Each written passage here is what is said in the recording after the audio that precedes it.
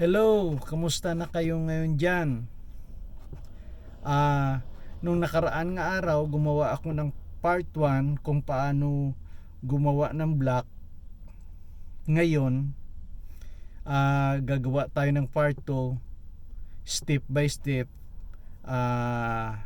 Ipakita ko sa inyo kung paano gumawa ng block from raw material, paano pumasok sa makina, ano yung mga machine nga ginamit, paano nakapasok doon sa loob ang material ng material sa loob ng makina, at ano yung mga hinahalo sa kanya hanggang lumabas. Ipakita ko na lang sa inyo mamaya sa loob. Okay. Sa ngayon na papasok na ko sa planta. Ito yung company nga ginatrabahuan ko. Parking lot ito. At may mga pang-umaga pa itong kutsi. Mamaya pa yung pasok ng hapon. Mag-start pa lang. At ayun sa dulo may naga-relax. Morning, Jay. Need to clean up, eh? You clean it? No, I don't know how clean up. It is not clean. Yeah, somebody cleaned it. I thought you. I just don't know. Maybe I plan to put schedule Kanwar to help me to cleaning this one. Yeah. But somebody cleaned it off. Hello, nandito na ako ngayon sa planta. Nakita niyo yun yung styrofoam na yan nga sa tabi, puro mga scrap na yan. Ready na yan to regrind. Tapos pag in-regrind sa ayan ang machine nga regrinder. Pag na-regrind na yan, ibalik niya sa silo, tapos ibalik sa makina.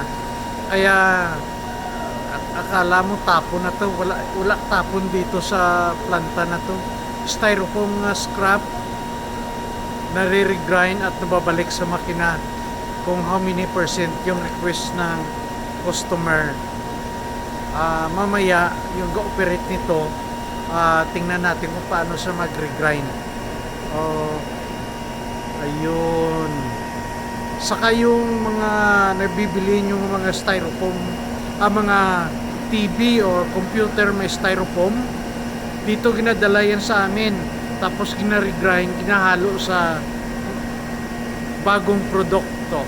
Kaya okay naman. Para makita nyo yung nagre-regrind, kung anong trabaho niya, yun lang yung trabaho niya, araw-araw regrind lang. Itong regrind, binabalik ito sa silo. Titingnan natin sa taas. Akyat tayo. Wow, mataas masyado eh. Ayun.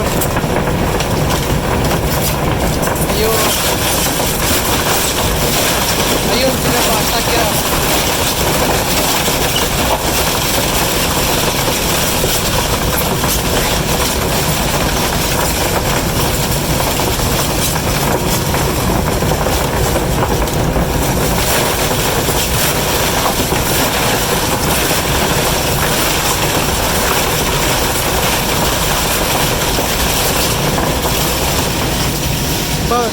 Now, bababa na tayo. Ayan yan, buong 8 hours yan, yun lang ang trabaho. Kagaya ng sinabi ko nakaraan, yung mga scrap na yan, ginarigrind yan, tapos pupunta sa silo, ihalo na naman sa bagong produkto, pero 15% lang ang regrind nga nagamit dito, ihalo sa isang block mold. Kaya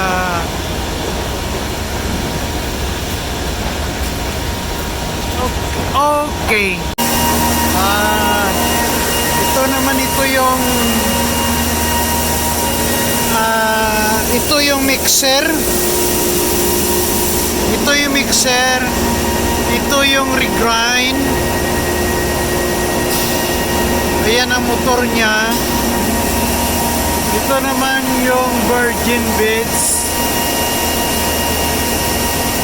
Ang trabaho ng dalawang motor na to, ikot yan sila sabay at kinamix nila yung luma at bago, yung regrind at saka virgin bits.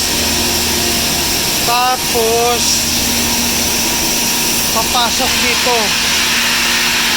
Yan, napakaingay. Talagang ganyan ang ingay na makina.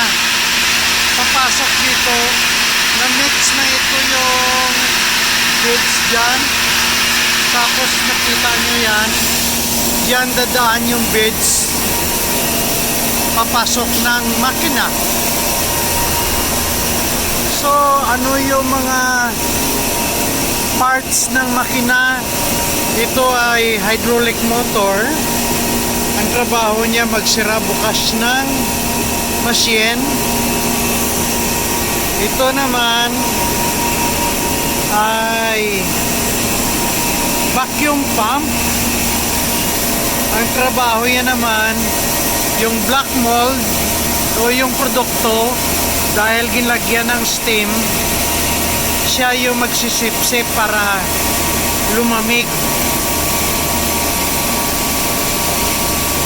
Okay. Ayun, ito naman yung dalawa na yon, kaputi na yon, blower na yon. Yan ang magsisip-sip sa silo papunta sa mixer dito. Papunta sa mixer dyan. Ayun. Ayun, tama-tama talaga.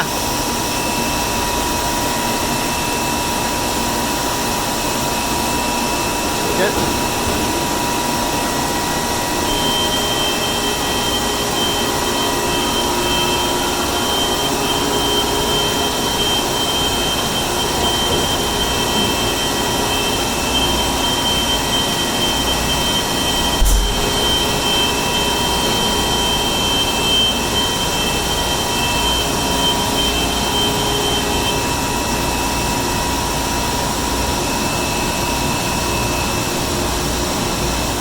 Ayun na, nag-move na, lilipat sa roller.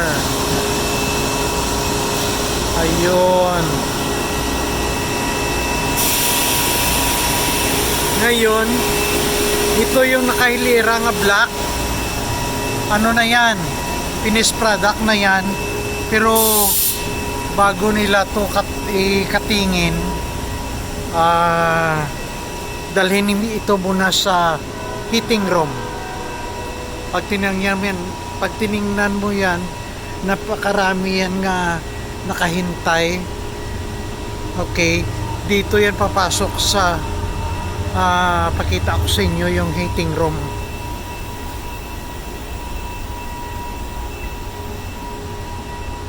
Yan. Ito yung heating room. Lahat ng mga bagong gawa ng black pumapasok dito dahil ginapatuyo ng 24 hours bago katingin. Ngayon, ipaliwanag ko na lang sa iyo kung paano i-cut ito yung mga black na to. Yan ang mga black na yan sa part 3. Paano i-cutting ito yung mga black, depende sa customer na order kung anong mga sizes. Ipakita ko sa inyo sa part 3, kaya abangan nyo na lang yung part 3. Dito rin tayo sa sunod nga video mag-umpisa para makita nyo ng gusto. Okay, bye bye. Kamusta na lang dyan sa inyo? Okay.